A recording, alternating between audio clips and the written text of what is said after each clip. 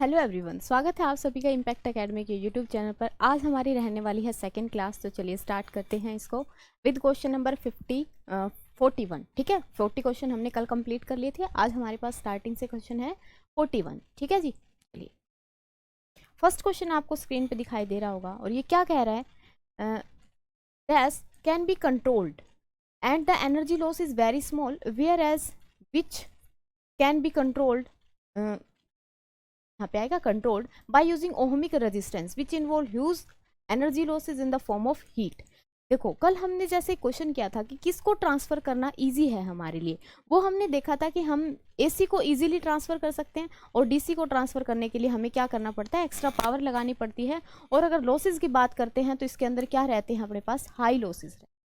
ठीक है, high loss होता है, इसमें लॉस जो है वो कम रहता है। ठीक है, फर्स्ट वाले में क्या है, कंट्रोल कर सकते हैं by using the choke coil and the energy loss is very small, which कौन सा होगा, ये यहाँ पे एसी, और जिसको हम कंट्रोल करते हैं ओहमिक रेजिस्टेंस से, और उसमें एनर्जी लॉसेस भी क्या है, बहुत ज़्यादा अगर हैं तो वो कौन सा होता है हमारे पास, that is DC direct current and that is AC alternating current. तो ऑप्शन यहाँ से ए अपना कौन सा रहेगा, जो है करेक्ट ऑप्शन हो जाएगा। क्लियर।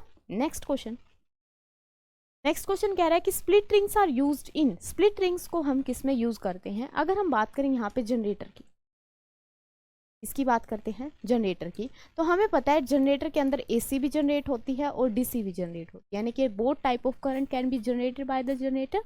इसमें हम यूज करते हैं क्या, स्प्लिट रिंग। क्या यूज किया जाता है इसमें, स्प्लिट रिंग्स। और इसमें हम यूज करते हैं किसका, कोम्युलेटर का। इसका यूज करते हैं कोम्युलेटर का। अब ये कह रहा है कि स्प्लिट रिंग किस में यूज किए जाते हैं, एसी जनरेटर में यूज किए जाते हैं, हाँ जी किए जाते हैं। डीसी जनरेटर, ठीक है, डीसी जनरेटर या डीसी जनरेटर में यहाँ पे क्या यूज करते हैं, कोम्युलेटर यूज करते हैं, ये ऑप्शन नहीं रहेगा। फिर हमारे पास एक और क्या होता है कि एक और इंस्ट्रूमेंट होता है टाइप मोटर। ठीक है, तो इलेक्ट्रिक मोटर जिसको बोलते हैं, उसमें भी हम क्या यूज करते हैं, स्प्लिट रिंग का ही यूज करते हैं। ठीक है, तो यहाँ से अपने दोनों ऑप्शन जो है करेक्ट रहेंगे, that is A and B. Clear. Next question, which wire is also called negative wire, कौन सी वायर को इसमें से नेगेटिव वायर भी बोला जाता है। फर्स्ट है न्यूट्रल वायर को, अर्थ वायर को, लाइव को या ओल को। ओल इसका ऑप्शन नहीं रहेगा। अर्थ वायर हमें पता है कि ग्रीन कलर की होती है और क्या करती है, इंसुलेशन, इसका ग्रीन कलर का होता है और करंट से बचाती है। ठीक है, लाइव वायर रेड कलर की होती है, ये हमें क्या करती है, जो सप्लाई आ रही है उसको मतलब प्रोसीड करती है, आगे देती है। तो न्यूट्रल वायर जो है इसको हम क्या बोलते हैं, नेगेटिव वायर भी बोला जाता है, और इसका कलर जो है जनरली हम ब्लैक रखते हैं। ठीक है, या फिर ग्रे भी इसका हो सकता है। क्लियर है। नेक्स्ट क्वेश्चन है, the live wire usually has which insulation. Live wire का अगर हम इंसुलेशन देखें, या तो रेड मिलेगा या फिर कैसा मिलेगा, ब्राउन, यानी कि A and B both the option will correct. ठीक है, जनरली रेड मिलता है और कई बार देखा गया है कि ये जो है ब्राउन कलर का भी इंसुलेशन समझ गए ना, जैसे कि ये हमारे पास कॉपर वायर है, तो इसको इंसुलेट किया जाता है, बाहर के जो सराउंडिंग है उससे इंसुलेट किया जाता है। तो ये किस कलर का होता है, इसके ऊपर इंसुलेशन, जो कलर हमें वायर का दिखाई देता है that is red for live wire. ठीक है, इसके अंदर जो कॉपर वायर है वो चलती रहती है। या फिर ये किस कलर का होता है, ब्राउन कलर का। क्लियर है इतनी बात। चलिए जी, नेक्स्ट क्वेश्चन है, the earth wire usually has which insulation. Earth wire जो है वो किस कलर की होती है, वो होती है कैसी, ग्रीन। ठीक है, हमेशा किस कलर की मिलती है, वो हमें ग्रीन कलर की दिखाई देती है। Okay, the neutral wire usually has which insulation. Neutral wire या फिर नेगेटिव वायर भी इसको बोला जाता है, ये किस कलर की होती है, या तो ये ब्लैक मिलेगी या फिर ये ग्रे मिलेगी। ठीक है, तो A and B both the option will correct है। ओके जी, चलिए, the potential difference between the live wire and the neutral wire in America. America की बात अगर करें तो हमारे पास क्या है, एक लाइव वायर है और दूसरा न्यूट्रल वायर है। देखो यहाँ पे पोटेंशियल डिफरेंस लाने की जरूरत क्यों पड़ी, हमें पता है कि पोटेंशियल डिफरेंस होगा तभी तो हमारा करंट चलेगा। इन दोनों के बीच में मान लेते हैं 10 के पोटेंशियल पे है, 10 वोल्ट है और ये 5 वोल्ट पोटेंशियल है, तो हमेशा जो पोटेंशियल है वो हायर टू लोअर मूव करता है, अपने को पता है। ठीक है, पोटेंशियल डिफरेंस होगा तभी तो करंट वहाँ पे मूव करेगा।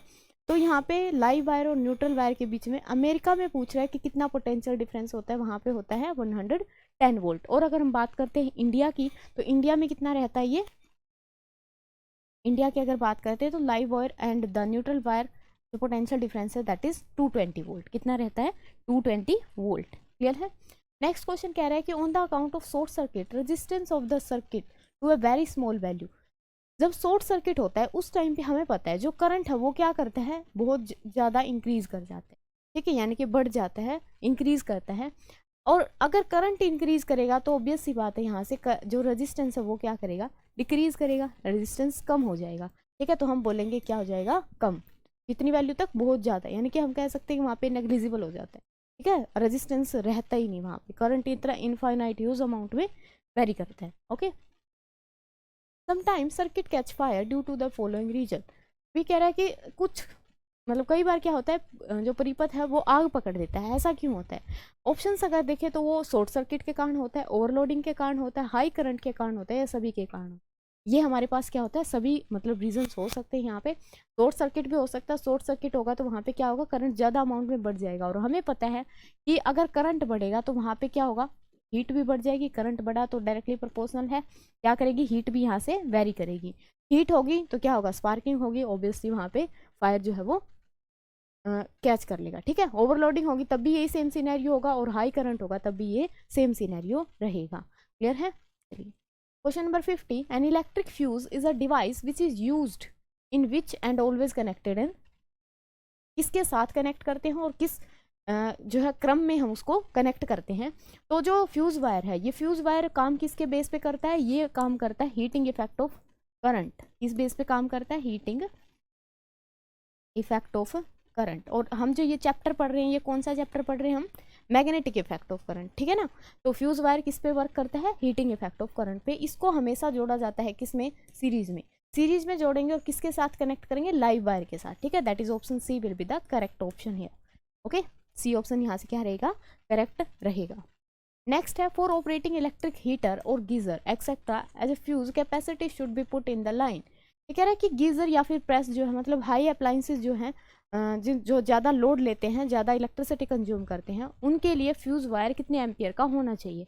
अगर हम बात करते हैं बहुत स्मॉल वायर, स्मॉल जो इंस्ट्रूमेंट है या फिर अप्लाइंसेस कह सकते हैं, लाइक चार्जर या फिर बल्ब या एलईडी, इनके लिए तो होता है स्मॉल। ठीक है, फ्यूज़ वायर 5 एम्पियर का रहेगा। लेकिन अगर हम हैवी अप्लाइंसेस की बात करें तो उनके लिए जो फ्यूज़ वायर है वो कितना रहेगा, 15 एम्पियर, अप्रोक्स 15 एम्पियर यहाँ पे फ्यूज़ वायर रहेगा। Clear? How is earthing help. Earthing जो हम करते हैं, भू संपर्क युक्त हमारे लिए किस प्रकार सहायक है। ठीक है, आप लोगों ने देखा होगा जैसे जो भी बिल्डिंग बनाते हैं, बड़ी बड़ी बिल्डिंग बनी होती है, तो उनके ऊपर एक हम मतलब एक मेटल का कोई ऐसे छड़ टाइप उसके अंदर डाल देते हैं, ताकि जो जब भी अगर लाइटनिंग होती है, थंडरिंग होती है, तो उस टाइम पे जो इलेक्ट्रिसिटी है वो पूरी बिल्डिंग को नुकसान ना पहुंचा के उसके अंदर से क्या हो जाए, पास कर जाए और कहाँ पे चली जाए, अर्थ में। ठीक है, तो ये कह रहा है कि अर्थिंग हमने कर दी, वो उससे हमारी हेल्प क्या हुई। ठीक है, हमें क्या मिला। फर्स्ट कह रहा है, it provide an alternate path to flow the electricity to the ground. ये क्या करता है, एक अल्टरनेट पाथ दे देता है। ठीक है जी, बात तो ठीक है। अल्टरनेट पाथ का मतलब क्या है कि ये हमने बिल्डिंग बना रखी थी यहाँ पे, ठीक है, बहुत बड़ी बिल्डिंग थी, यहाँ पे हमने वो क्या कर रखा था, एक इस तरीके से हम लगा देते हैं। ठीक है, कोई भी मेटल की रोड, और ये मेटल की रोड इसके साथ साथ में कहाँ होती है, नीचे अर्थ में होती है। ठीक है, कहाँ होती है, अर्थ के अंदर, इसी को अर्थिंग बोला जाता है ना। तो जैसे ही थंडरिंग होगी तो सारा का सारा चार्ज जो है इसके थ्रू क्या चला जाएगा, नीचे चला जाएगा। अगर ये ना हो तो फिर बिल्डिंग के अंदर से जाए। ठीक है, तो ये क्या करती है, एक अल्टरनेट पाथ जो है वो प्रोवाइड कर देती है। Okay, due to very low resistance offered by the earth wire, the current in circuit rises to a very high value, thereby the melting fuse in that circuit and the cutting of electric supply। ये क्या कह रहा है कि भू संपर्क तार में बहुत कम प्रतिरोध होता है। अगर हम स्विच की बात करते हैं, जैसे हैवी अप्लाइंसेस में आपने देखा होगा, जो स्विच होता है उसके वो 3 होते हैं, है ना। मतलब जो अगर हम नॉर्मल देखते हैं उनके तो वो 2 ही मिलते हैं स्विच आगे लगाने वाले, एक लाइव के लिए मिलता है और एक न्यूट्रल या नेगेटिव के लिए मिलता है। और इसमें क्या होते हैं, 3 होते हैं। एक किसका होता है, ये अर्थिंग का, आपको पता होगा। तो ये कह रहा है कि जो अर्थ वायर है उसका रेजिस्टेंस क्या होगा, बहुत कम होगा। तो करंट को जब भी जाना होगा तो वो क्या करेगा, अपने इजी वाले पाथ से जाना ज़्यादा प्रेफर करेगा as compare to the resistive path. ठीक है, तो उसका रेजिस्टेंस बहुत कम है, तो ये कह रहा है कि सारा का सारा करंट वहाँ से चला जाएगा और जो फ्यूज वायर है वो क्या कर जाएगा, मेल्ट कर जाएगा।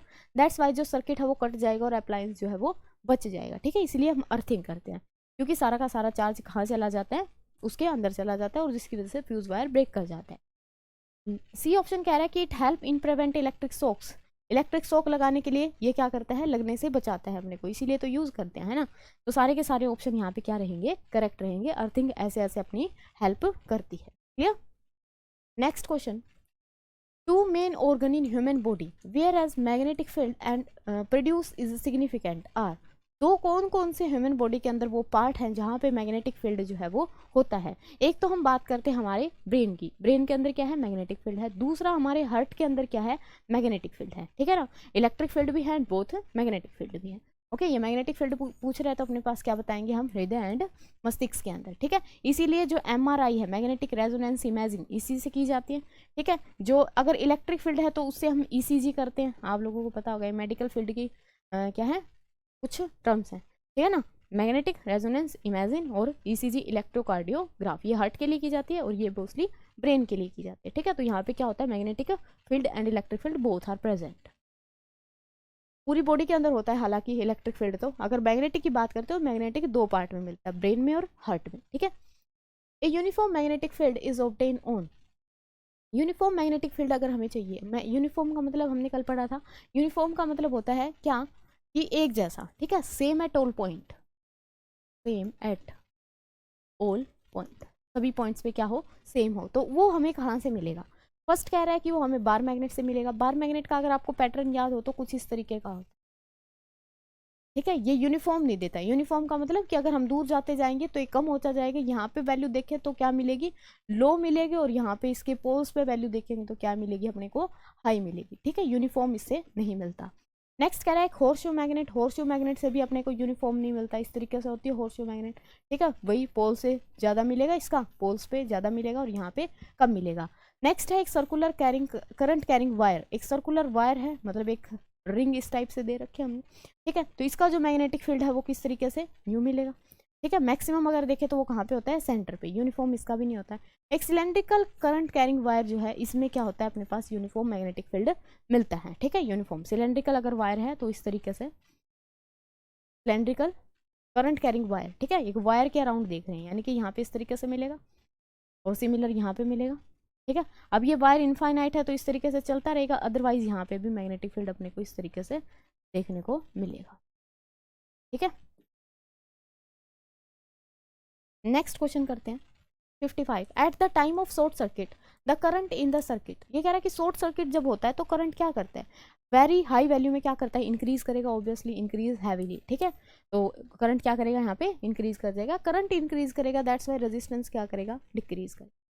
The phenomena of electromagnetic induction, electromagnetic induction में होता क्या है, the process of charging a body, electromagnetic induction नहीं बोलते उसको, charging a body, it is induction, ठीक है।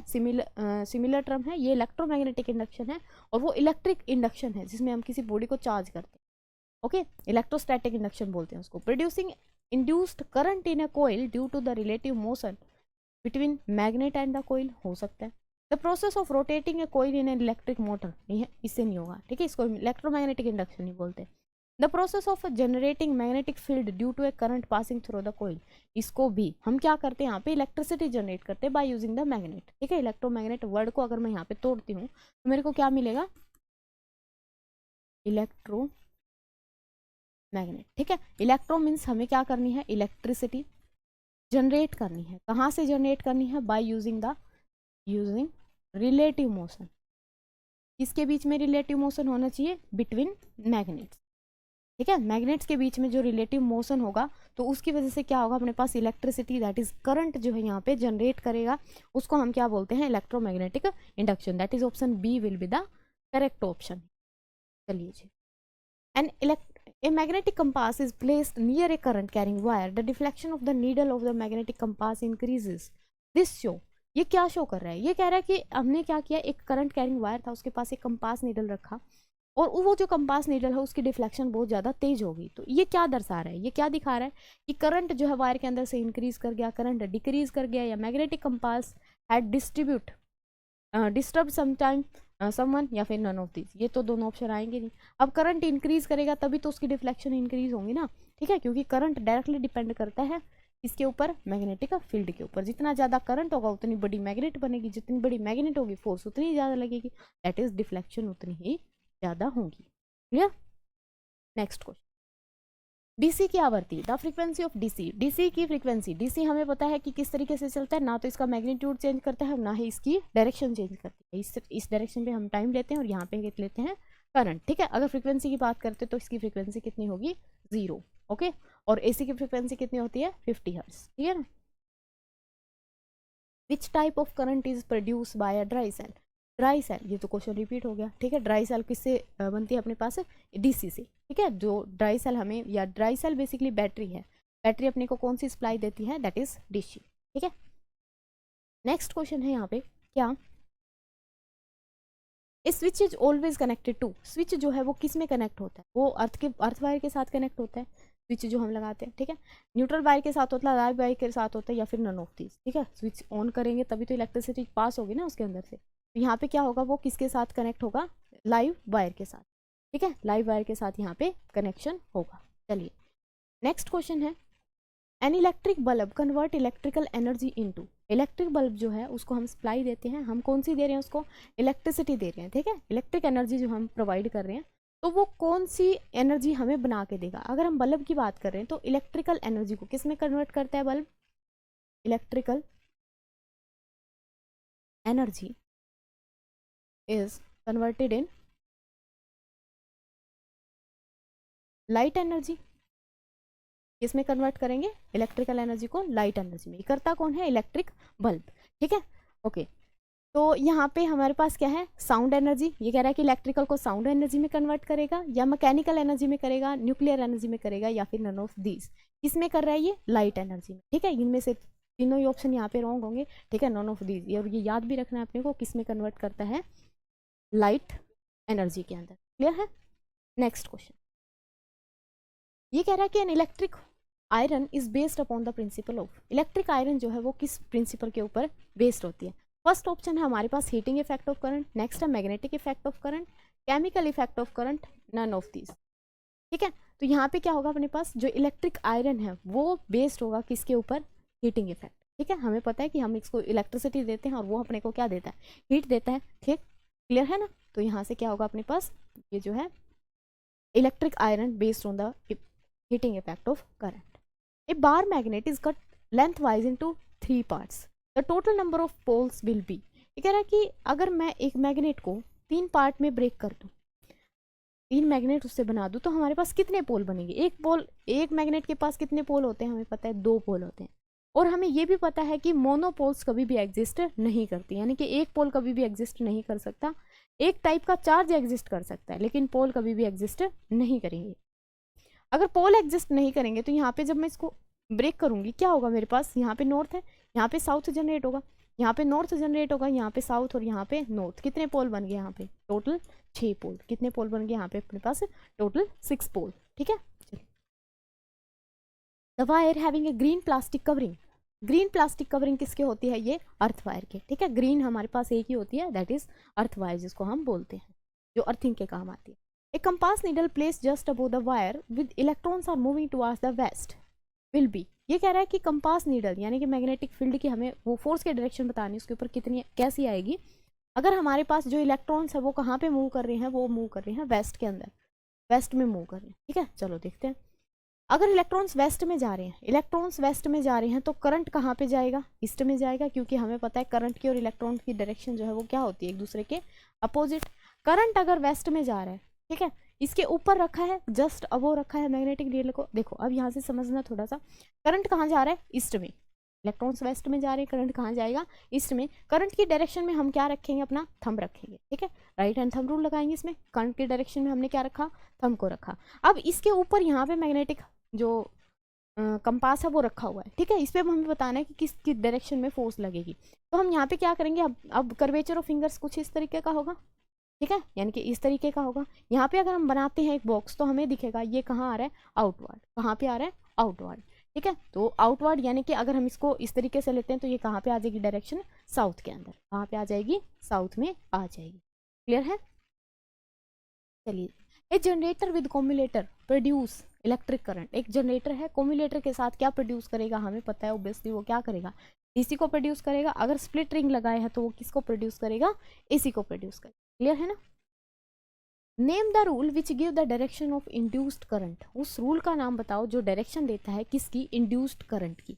इंड्यूस्ड करंट बोले या फिर मोशन ऑफ कंडक्टर बोले, ठीक है, ये दोनों की डायरेक्शन कौन देता है, फ्लेमिंग राइट हैंड रूल। कौन सा देगा, फ्लेमिंग का दक्षिण हस्त नियम। इस दक्षिण हस्त नियम के अंदर Fleming left right hand rule में क्या बताते हैं कि हमारे पास जो फर्स्ट यानी कि जो थंब है ये किसकी डायरेक्शन देता है, ये देगा अपने को मोशन ऑफ कंडक्टर की। उसके बाद ये मैग्नेटिक फील्ड की डायरेक्शन देगा और ये किसकी डायरेक्शन देगा, इंड्यूस्ड करंट की डायरेक्शन। क्लियर है, तो यहाँ से ये चीज़ भी ध्यान रखोगे। चलिए जी, which of the following rotate with the coil, इनमें से क्या चीज़ है जो कोइल के साथ रोटेट करती है। अब यहाँ पे देखो ब्रशेज रोटेट नहीं करते, ब्रशेज तो इस तरीके से सिंपल लगे रहते हैं, जो जिनका काम क्या होता है करंट को पास करना, ठीक है, करंट को सर्किट के अंदर पास करते। दोनों हो नहीं सकता, नन ऑफ दिस भी नहीं हो सकता। वैसे तो अगर हम नेग्लेक्ट करें ऑप्शंस को तो कॉम्युलेटर होगा, लेकिन कॉम्युलेटर का काम होता है क्या कि डायरेक्शन को चेंज करना।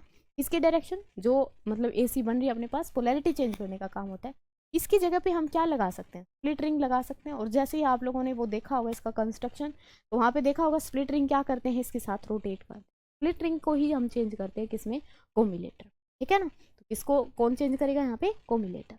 चलिए जी, a stream of positively charge particle moving towards the west, west की तरफ जा रही है alpha particle, positively charge particle है, ओके। टुवर्ड्स नॉर्थ, ये कह रहा है कि एक स्ट्रीम है जो अपनी पॉजिटिव चार्ज पार्टिकल्स की वो कहाँ जा रही है, वेस्ट में जा रही है। Is deflected towards the north by the magnetic field, the direction of the magnetic field will be. पहली बात तो ये कि इसको किससे निकालेंगे, Fleming right left hand rule. अब देख लो कि ये क्या कह रहा है कि कहाँ पे जा रहे हैं, वो वेस्ट की तरफ जा रहे हैं। Alpha particle are the helium nucleus, you also know, ठीक है। अल्फा पार्टिकल्स क्या है, हीलियम न्यूक्लियस है, that is positively charge particle move towards the west. और इनके ऊपर जो फोर्स लग रही है वो कहाँ पे लग रही है, डिफ्लेक्टेड टुवर्ड्स द नॉर्थ, ये कहाँ पे जा रही है, नॉर्थ। कल आप लोगों को याद हो तो ऐसा ही एक क्वेश्चन था, उसमें जो डिफ्लेक्शन हो रही थी वो साउथ में हो रही थी, ठीक है, बस इतना सा ही डिफरेंस था। अब इसमें कहाँ पे हो रही है, नॉर्थ में हो रही है, तो मैग्नेटिक फील्ड की हमें डायरेक्शन बतानी है। फ्लेमिंग लेफ्ट हैंड रूल हम यहाँ पे अप्लाई करेंगे। अगर रूल अप्लाई करते हैं तो मेरे पास जो करंट है वो किस डायरेक्शन में जा रहा है, वेस्ट में जा रहा है, और जो फोर्स है वो कहाँ पे लग रही है, नॉर्थ में, कहाँ पे लग रही है, नॉर्थ में। अगर इस तरीके से हम दें डायरेक्शंस को, ठीक है, तो फोर्स लग रही है नॉर्थ में और वो जा रहा है वेस्ट की डायरेक्शन में। अब यहाँ पे आप लोग कहोगे कि जैसे पीछे जो इलेक्ट्रॉन्स थे वहाँ पे तो हमने डायरेक्शन चेंज कर दी थी, लेकिन यहाँ पे डायरेक्शन चेंज नहीं की, करंट की डायरेक्शन, ठीक है, क्योंकि इलेक्ट्रॉन्स के अपोजिट होती है। इलेक्ट्रॉन्स के अपोजिट हम ये भी तो बोल सकते हैं ना कि पॉजिटिव की अलोंग होती है, पॉजिटिव पार्टिकल्स के अलोंग होगी, ठीक है, क्योंकि नेगेटिव और पॉजिटिव अलग अलग चलते हैं दोनों, ओके। तो फोर्स ऊपर लग रही है और ये जो है वेस्ट की तरफ है, तो आपकी तरफ आ रहा है ये, ठीक है, जो फर्स्ट फिंगर है पॉइंट आउट कर रही है आउटवर्ड, ठीक है, तो अपवर्ड या फिर आउटवर्ड हम बोल देंगे मैग्नेटिक फील्ड जो है यहाँ पे बनेगा। चलिए जी, नेक्स्ट क्वेश्चन है अपने पास, a coil is viewed from one end and the current flow is anti clockwise, then the current then the pole, कौन सा पोल वहाँ पे बनेगा, ये पोलैरिटी अपने को देखनी होती है, मतलब जो रोटेशन है, अगर एंटी क्लॉक बन रहा है तो कौन सा बनेगा, नॉर्थ बनेगा, और अगर बन रहा है यहाँ पे क्लॉकवाइज तो अपने पास कौन सा बनेगा, साउथ बनेगा, ठीक है। इसको इस तरीके से भी ध्यान रख सकते हो, क्लॉक रूल है ये बेसिकली कि नॉर्थ में, नॉर्थ जो जाएगा,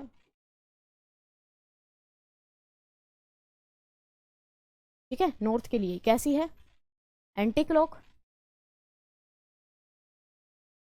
एंटी क्लॉकवाइज रोटेशन। और अगर साउथ की बात करते हैं तो साउथ में ये इस तरीके से बनता है, ठीक है, यानी कि इस तरीके से जा रहा है, दैट इज क्लॉक, वो क्लॉक रूल बोला जाता है, ठीक है, ध्यान रखो, क्लियर है ना। तो यहाँ पे क्या बनेगा, एंटी क्लॉक है तो अपने पास बन जाएगा नॉर्थ पोल।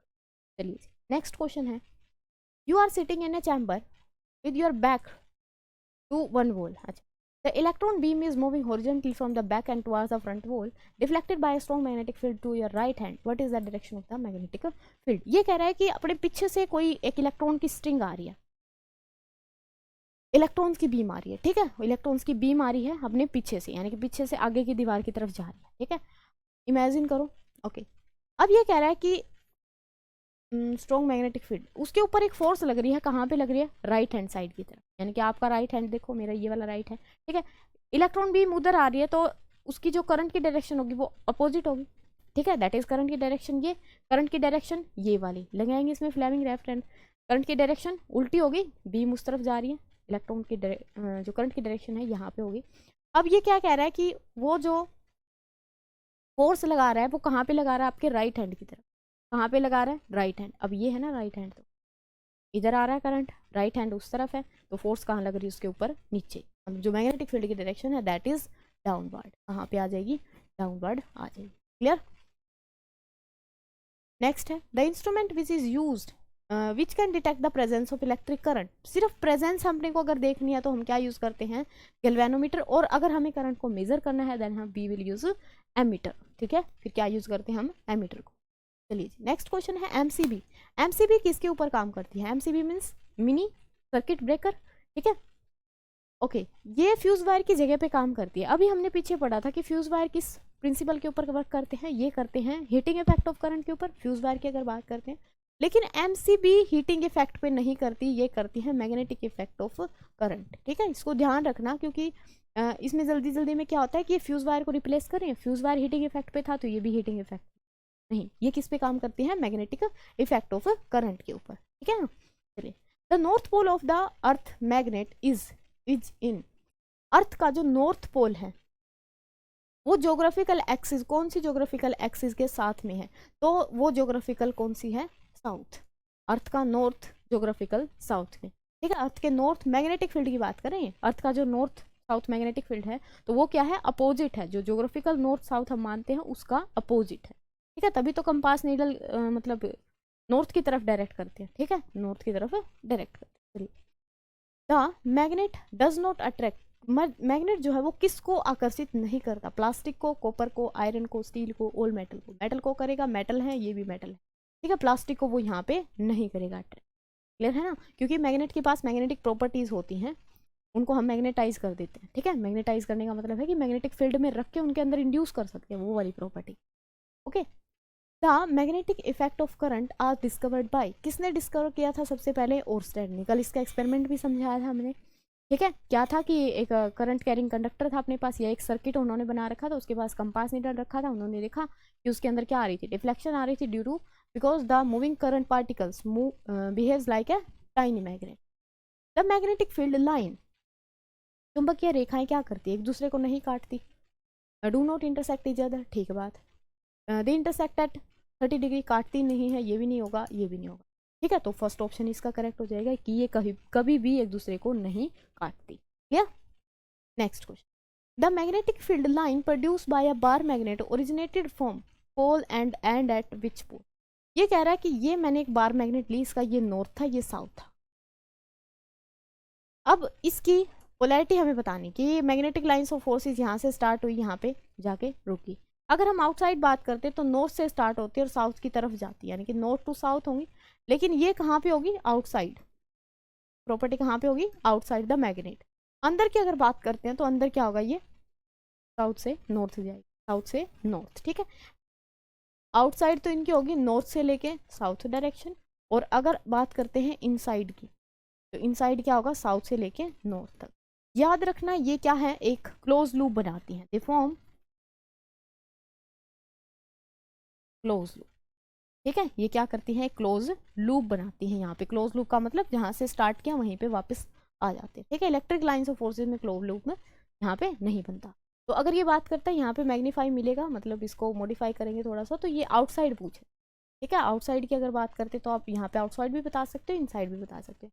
आउटसाइड क्या होंगी, नॉर्थ टू साउथ। ठीक है, originate starting from north end at south. Clear, next question 79, choose the correct statement.